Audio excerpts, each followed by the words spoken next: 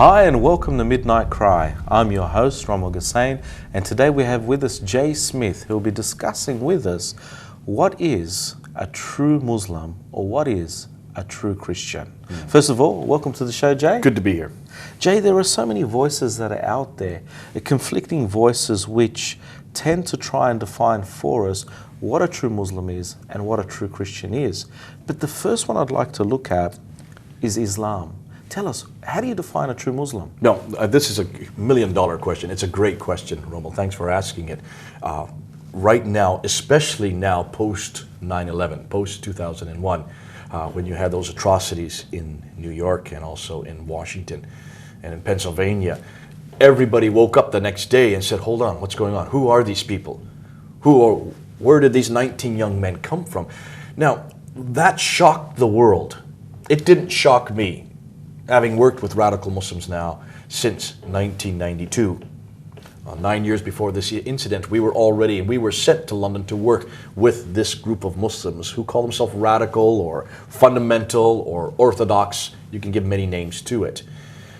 Since 9/11, of course, the rest of the Muslim community was also taken by surprise, especially the community in the West, here in Australia, in the United Kingdom, United States, Europe. We woke up and realized there's another form of Islam that we didn't know about. We assumed Muslims were just like us.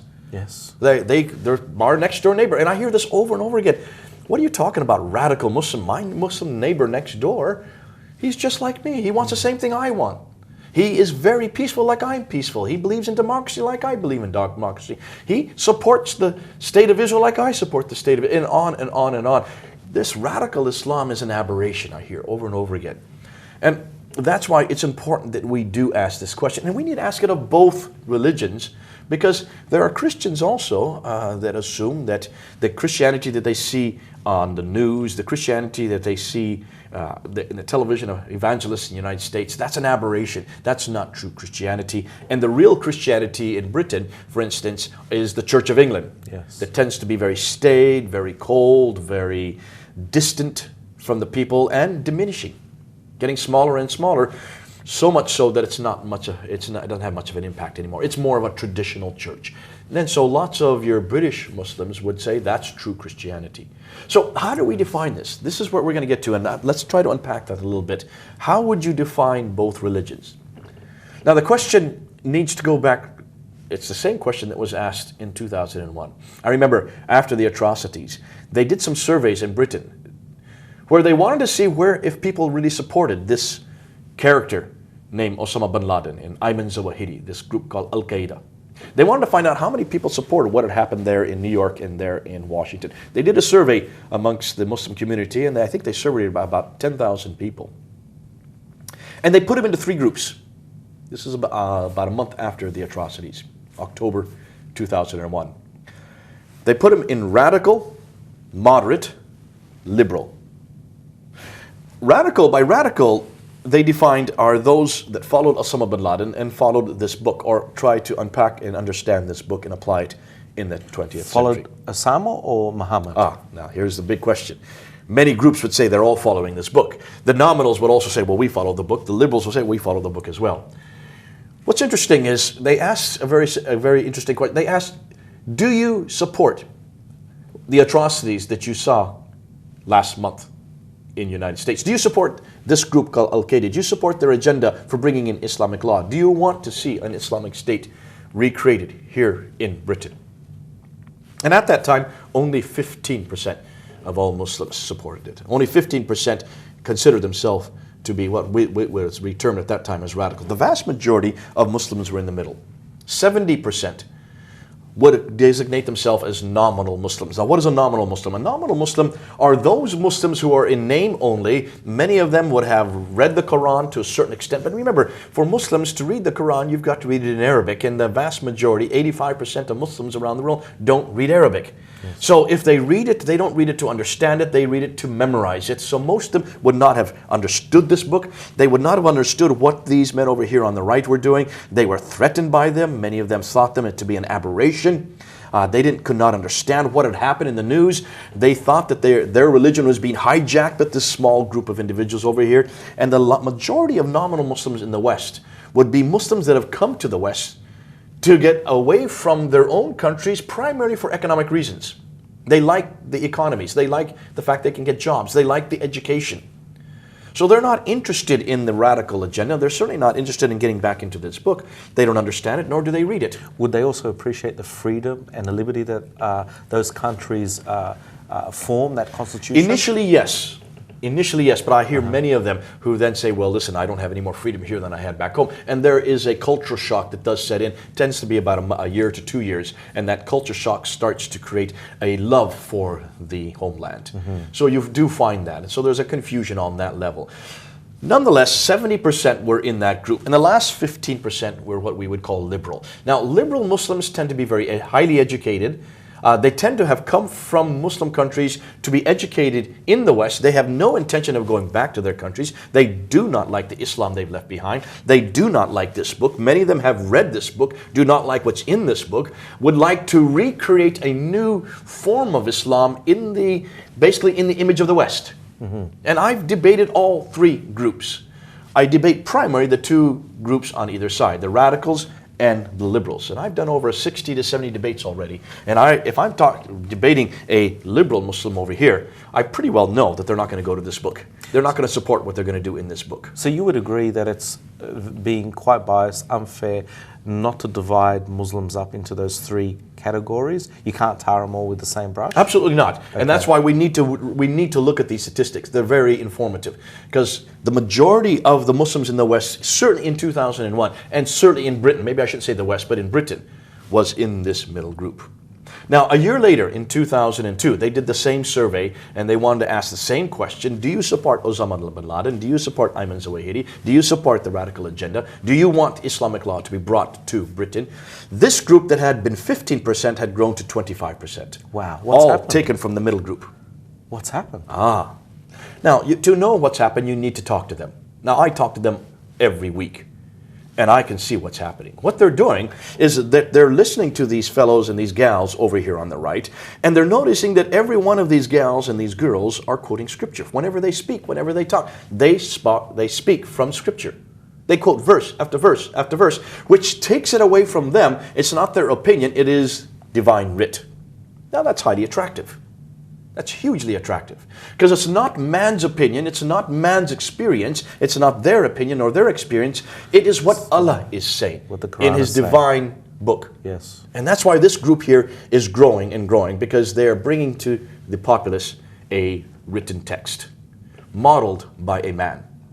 The written text, of course, is the Quran, modeled by their Prophet Muhammad. But to understand their Prophet Muhammad, they have to go to the traditions. They need to go to the Sirah, which would be his biography, how he walked, talked, ate, drank, slept, everything he did is their model. They need to go to his hadith, his sayings, because that's the material that they have to follow. And it's the sayings that are much more prolific. It's the sayings that tell them exactly how they're to live every day of their life, 24/7. They need to go to the tafsir, which take this book and help understand the book, because this book is confusing. It's hard to read. Try to read it and see if you can make sense of it. Yes, I have. 20% of it, not even the Muslim scholars can understand. So you need the tafsir.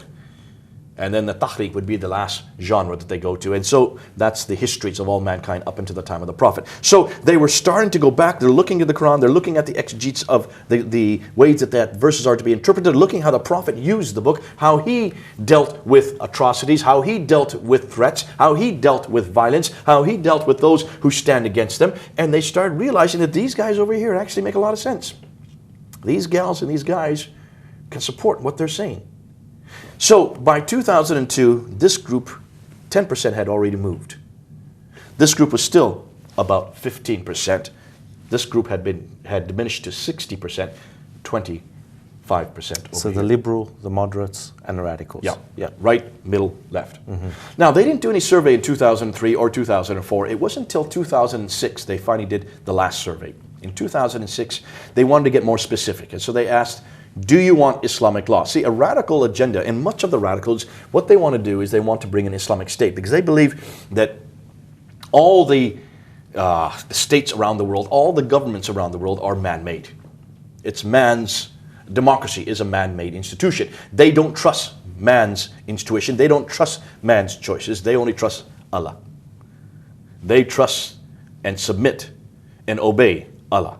So therefore they want to see what God has instituted as a state. And remember, Islam brings mosque and state together. It brings the two and melds the two. So 24/7, everything you do, how you walk, talk, eat, drink, sleep, economically, socially, politically, and certainly theologically, all are controlled and constituted by the book and the man. Wow. So it all essentially revolves around the mosque, because the mosque really gives the teaching of the book to the people. Is that the right? mosque actually has taken on a wholly different role in the West. The mosque back in the home countries in India, Pakistan, Bangladesh, Indonesia, and then of course in the Middle East, what we call the Muslim world, the mosque was only a function for really on Fridays. It was only a place to come and do the prayers and listen to khutbah around 2:30 in the afternoon on their holy day. In the West, the mosque has taken on a much greater role. It becomes the repositor of all Islamic knowledge. It becomes the repositor of all Islamic act. And so the Muslims go there not just one day a week on Fridays, they go there many days a week. And they have now, most mosques, I know that our local mosque there in London, it teaches the Quran for children in the afternoon. It teaches the traditions. You have classes on the hadith. It also teaches you how long a beard to grow, what kind of clothes to wear, how you're to train your child, how you're to name your children, how you're to treat your wife. All these are dictated by these traditions. So the mosque has taken on a huge role that was never intended. It's also at the mosque that you meet your other Muslims, and that's where you make your business deals. And that's also where you plan for the future. And that's where the Khilafah is taking root, in the mosques. Mm-hmm. The Khilafah is the Islamic state. That state that the radical would like to bring. And that's why the question was asked, do you support this radical agenda of bringing an Islamic state with Sharia law? When they asked that question, 43% of those agreed that they wanted an Islamic law, they wanted an Islamic state. They supported Osama bin Laden because that's really what he wants around the West. And that, therefore, they were just as radical as the ones back in 2001. But remember, this group that had been 15% had grown to 25%, now was 43% by 2006. Wow. We're now in 2012. They haven't done any surveys since So then. what we're saying here is that these people want a different law system, they want a different government, they want a different manner in which they live under. Yes, and they don't want man-made institutions. Mm-hmm. They don't trust man because we are seduced by Satan. They want what God has instituted. They believe this book has always been. This is uncreated to Quran. Surah 85, ayah 22 says very clearly that this book is derived from preserved tablets that have always existed. Therefore, it is a litmus. It is a index as to how we're to live. Now, there's not too much in here that tells you how to live. And what's more important, the most authoritative part of the Quran is the first part, the Medinan surahs, because that's when the Khilafah, the Islamic State, was instituted in 1924. That talks all about that state. So this is much more authoritative than that. In fact, you even have a law of abrogation built into the Quran. Surah 2, ayah 106, Surah 16, ayah 101, stipulate that if there's any contradiction between these two halves, you always go with the latter half. You always go with Medina. So the latter half will supersede the half before. Yes, it is nasik, this is mansuk. Mansuk is weak, nasik abrogates it. It's called the law of abrogation. You always therefore go to this part of the Quran, and that's the part that shows how the Islamic State is supposed to be erected. It follows the example of the Prophet when he moved to Medina, particularly from 624 to 632, the last 8 years of his life. And it's pretty heavy reading. And it's not the type of material that we would like to bring to Australia or to Britain or to Europe or to the West. So, if that is the case, we need to pay attention to what the Muslims are doing. So the question you asked, who is a real Muslim? Well, let's flip that over and ask, who is a real Christian? Now let me ask you, we would also have radical Christians, fundamentalists, you would also have nominal Christians, and you would also have liberal Christians. Yes. And interesting, we would use the same criteria, wouldn't we? Yes. A radical Christian are those who follow this book. Mm-hmm. And a radical Christian are those who particularly follow the New Testament. Mm-hmm. We don't follow the Old Testament today. Mm-hmm. We leave it in 1400 BC. Yes. All that has been fulfilled according to Matthew 5 in Jesus Christ. Yes. And then Jesus even shows how he took those laws, you have heard it say, but I now say. You have heard it say, but I now say. He takes the Old Testament laws, the Mosaic laws, the Levitical laws, and then he fulfills it in himself and gives us a whole new set, not of laws, interesting, look, but principles. Mm-hmm. And he then lived out and basically modeled those principles in his own life, especially the last 3 years. Paul then takes that even more, one step further, and he takes everything that Jesus said and did, and he models it in Corinth. He models it in Galatia. He models it in Ephesus. He models it in Philippi. And that's why we have those letters from those different churches to see how it's to be worked out in every locale. And you can see it's different in every city.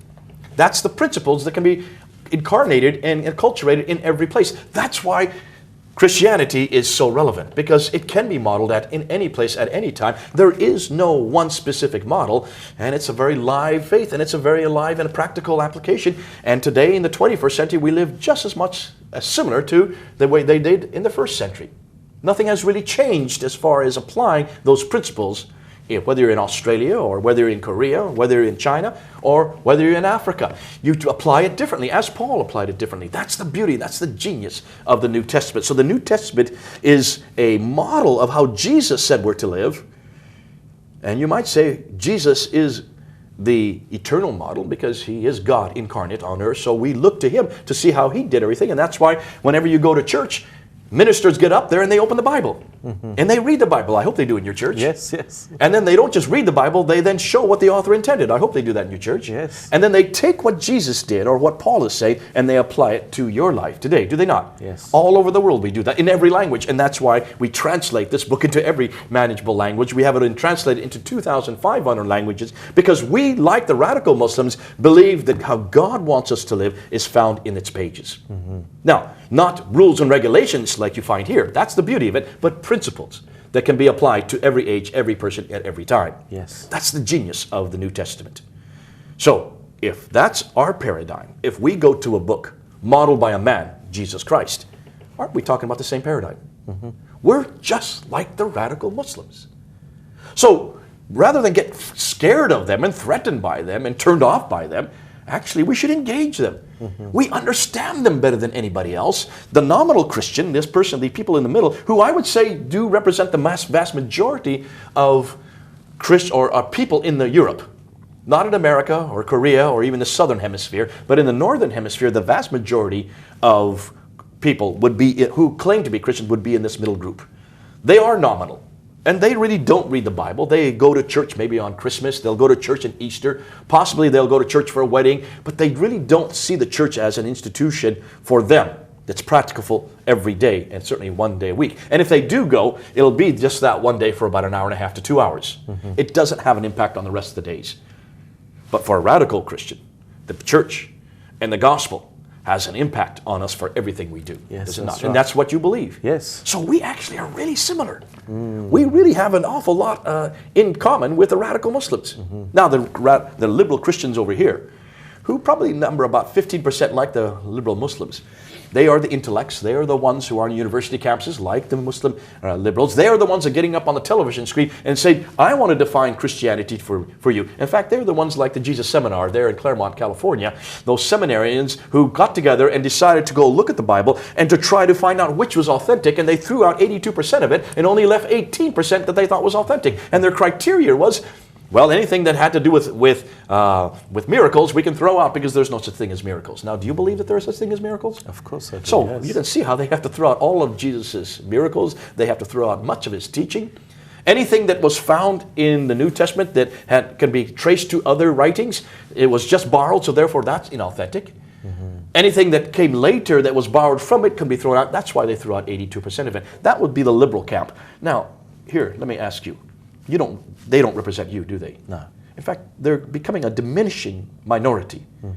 And there aren't too many churches now that really push the liberal agenda. Why?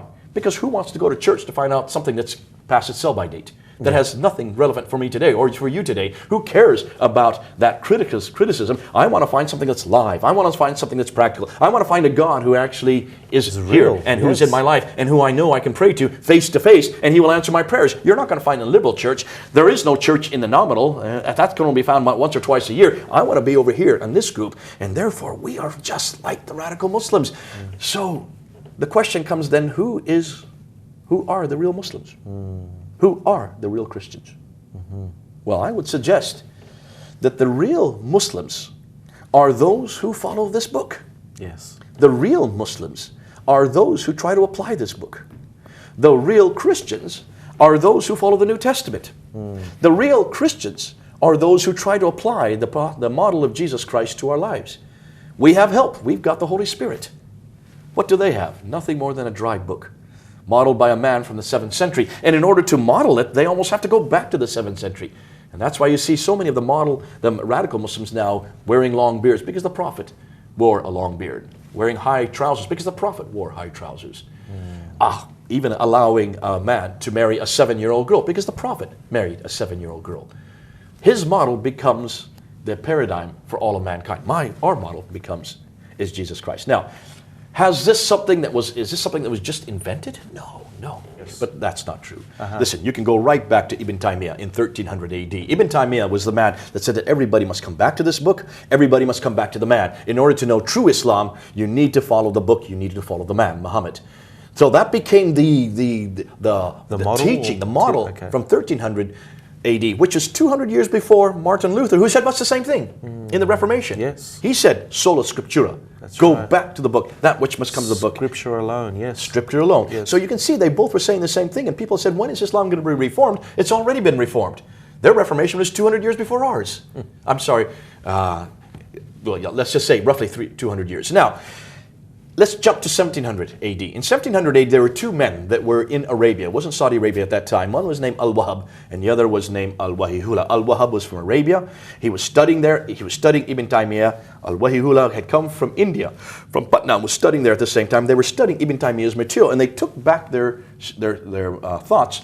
The Al-Wahhab stayed in Arabia, joined with the Ibn Saud family, and created the theology that supported the authority of the Ibn Saud family, who then created what we know today as modern Saudi Arabia. And his theology, based on Ibn Taymiyyah's teaching, became Wahhabism. Wow. Everybody knows about Wahhabism. Yes. It's based on Ibn Taymiyyah's teaching, which is based on the Quran and the Prophet's example. Wahihullah went back to India, and he created a very similar school that had a huge impact, so much so that by the 20th century, a man named Ibn Maududi, who was from Deoband in northern India, I used to go through it on my train on the way home. He then, in 1947, at partition, when West Pakistan was created and when the British left, he moved to Pakistan and started a Jamaat-e-Islami party, based on the same teachings of Ibn Taymiyyah. Now, while that was happening in the 20th century, over in the 20th century in Egypt especially, a man named Hassan al-Banna created the Muslim Brotherhood in the 1920s. Wow.